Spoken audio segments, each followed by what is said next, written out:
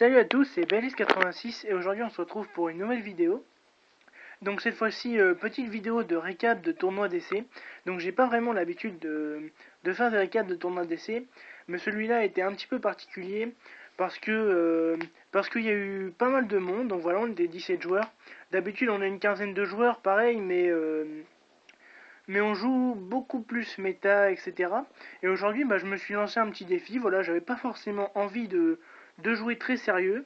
Donc j'ai sorti un vieux deck que vous connaissez, donc le deck Sylvan. Voilà, donc un deck qui est cher à mon cœur pour moi parce que c'est un très bon deck pour moi. Il a largement de quoi s'imposer dans le format. Je vous expliquerai au fur et à mesure de la decklist pourquoi. Voilà. Et comme c'est un deck avec lequel j'ai fait top au championnat de France, je connais très bien ce deck. Je sais bien le jouer. Enfin, en tout cas, j'espère. Voilà. Et donc voilà. Et donc c'est l'occasion aussi de vous faire une petite decklist de ce deck. Voilà. Donc certaines cartes ont changé par rapport au CD, vous verrez. D'ailleurs, je vous mettrai la description du deck profile dans la description, je vous mettrai le lien, pardon. Donc c'est une vidéo qui avait été faite par Dartil et Titi79. Donc, euh, donc voilà. Donc on va commencer tout de suite par la deck profile. Donc alors tout d'abord je joue 2 Kouribandi. Voilà, donc pas 3. Parce que beaucoup de decks peuvent contrer sur l'invocation. Puis Kouribandi, quand on a 3 en main de départ, ça sert à rien. Donc voilà, juste 2. Ça améliore largement le deck. Ça nous fait sortir... ça nous fait tirer nos magies le plus vite possible. Donc c'est super fort. Ensuite, je joue 2 Floraisons de Feu. Il n'y a pas besoin vraiment d'expliquer cette présence de cette carte dans le deck. Vu que je joue un deck pour les plantes, c'est super fort. Surtout avec la loupe, c'est encore très très fort. Ensuite, je joue que 2 sages. Donc le même ratio qu'au CDF. Donc pour moi, 2 sages, c'est bien.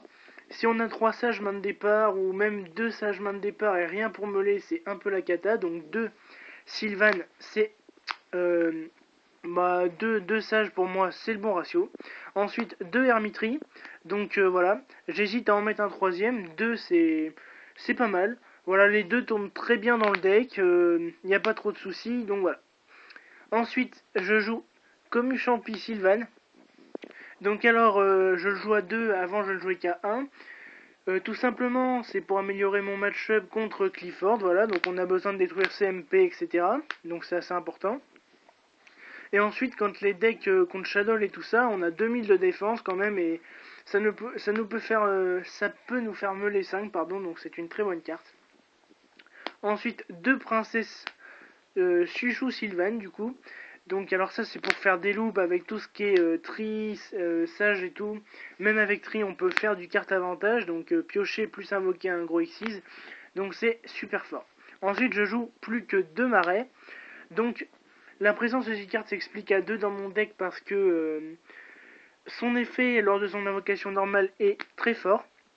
Voilà, donc tout simplement on peut meuler jusqu'à 2, donc c'est très fort. Ensuite l'effet détruire un monstre c'est plutôt moyen. À part peut-être si on a l'OTK, donc voilà. Mais je joue vraiment pour son effet lors de son invoque norme. Ensuite je joue 3 chevaliers feuilles Sylvan. Donc ça c'est notre accélérateur du deck, voilà.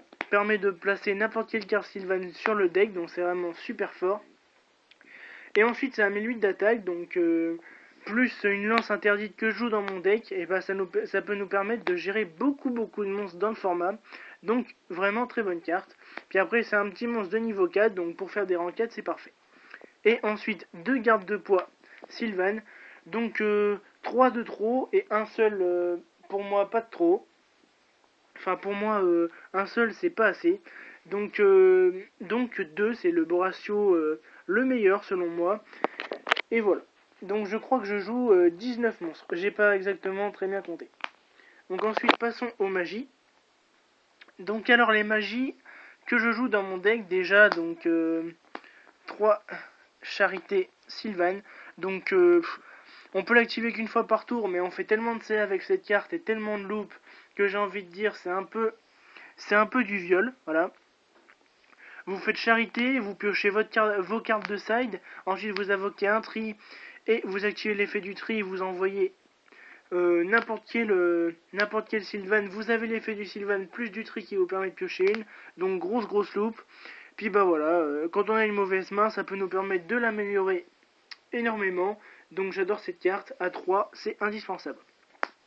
3 fertilisants miracles. Donc on profite un peu de la baisse de jouabilité de l'espace de négation. Voilà, donc pas beaucoup de decks jouent espace de négation. Et même quand espace de négation bah, c'est joué, on a toujours des trucs pour s'en sortir. Donc voilà. Par exemple, j'ai affronté un Shadow aujourd'hui qui m'a joué 2 espaces de négation, mais ça m'a pas empêché d'invoquer des monstres spécialement parce que j'avais toujours ce qu'il faut pour gérer. Donc voilà, on manque pas trop de ressources. Et voilà, et donc ensuite, bah voilà, ça permet de spam des gros monstres, de faire des loupes, c'est très puissant.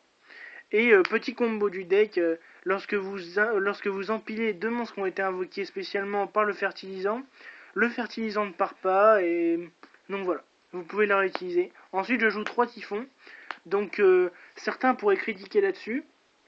Pour moi, c'est super fort, 3 typhons, tout simplement parce que ça vous permet de détruire l'MP adverse. Je sais qu'il y a des decks comme Shadow ou etc. Et bah, j'ai envie de dire, bah ça pose pas beaucoup d'MP. Mais ça, c'est pour améliorer le match-up contre Clifford et contre BA. Donc, super fort, selon moi. Voilà, pas à me plaindre. Ensuite, je joue 3 lances interdites. Donc, 3 lances interdites, pareil, quand vous jouez contre BA, c'est juste indispensable. Quand vous jouez contre Clifford et qui vous fait un skill drain, vous pouvez chaîne ça dessus et ensuite, bah... activer un effet, ou voilà, donc c'est plutôt pas mal. Et ensuite, ça vous permet de gérer des gros monstres à l'attaque. Donc voilà, très simple. Ensuite, carte passée à 1 depuis longtemps, donc charge de l'âme. Pour moi, à 1, c'est toujours fort. Ça m'est arrivé une fois aujourd'hui de faire le combo Lone Fire plus charge de l'âme. D'ailleurs, si vous avez besoin de combos dans le deck, n'hésitez pas à le proposer.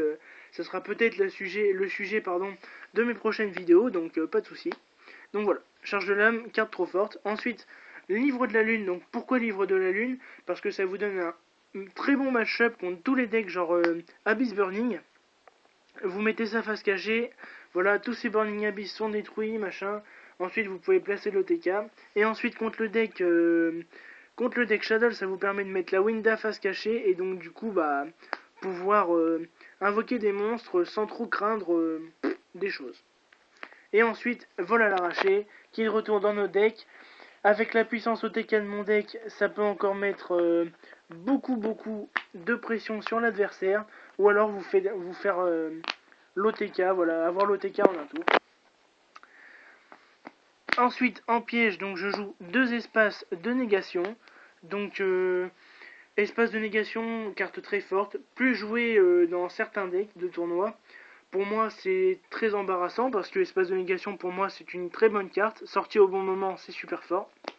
Avec un Felgrand sur le field, plus espace de négation, c'est pratiquement game à chaque fois, donc carte très forte. Voilà. Ensuite, pour un peu de défense, 2 souffles d'aile du Phoenix. Donc, tout simplement, ça renvoie les Dante, les Winda, les constructs adverses, voilà.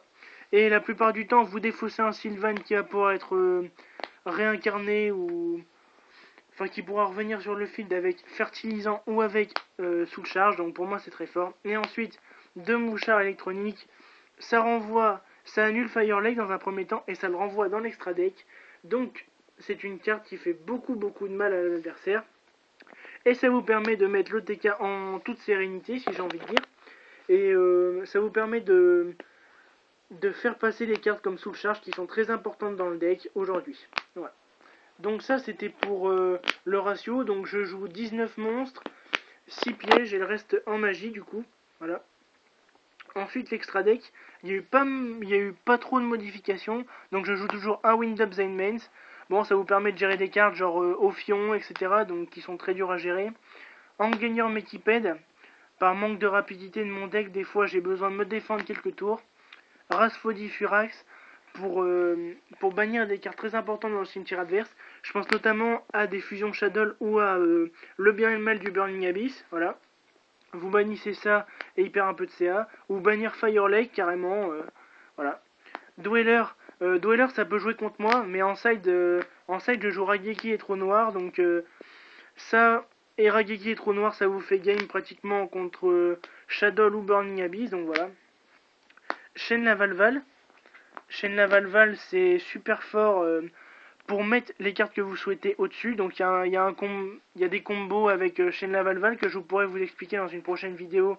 Si encore une fois ça vous plairait de faire une vidéo là-dessus. Ensuite, Exciton.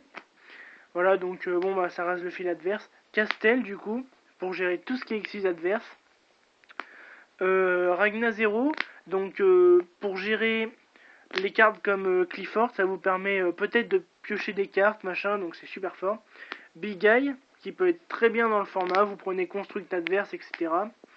Dracosac, voilà, donc pas besoin d'expliquer cette carte, c'est une très bonne carte. Aurea, qui vous permet de renvoyer les cartes dans la main adverse et d'activer vos effets de Sylvan. Alzey, qui renvoie n'importe quelle carte dans l'extra deck. 3002 de défense, c'est impassable à part avec une construct dans ce format. Et ensuite, 2 chevaliers divins Grand Dragon d'Or. Donc ça, c'est l'X6 de rang 8 qu'on va jouer le plus souvent pour se protéger, etc. Et pour garder le contrôle du field, surtout pour gérer les ressources adverses, voilà. Pour attaquer en toute sécurité, encore une fois. Et ensuite, un dragon hiératique du Seigneur Selei d'Heliopolis, donc qui place des OTK. Et qui vous permet de gérer beaucoup de ressources adverses, surtout les monstres ou les pièges, etc. Et ensuite, 3 petits jetons, vu que je joue au Dracosac, voilà. C'est un peu obligatoire. Donc voilà.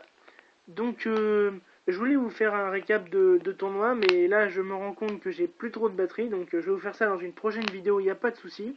Donc voilà, ça c'était pour le deck profile Sylvan, et la prochaine vidéo sera suivie donc d'un récap de tournoi avec ce deck. A plus.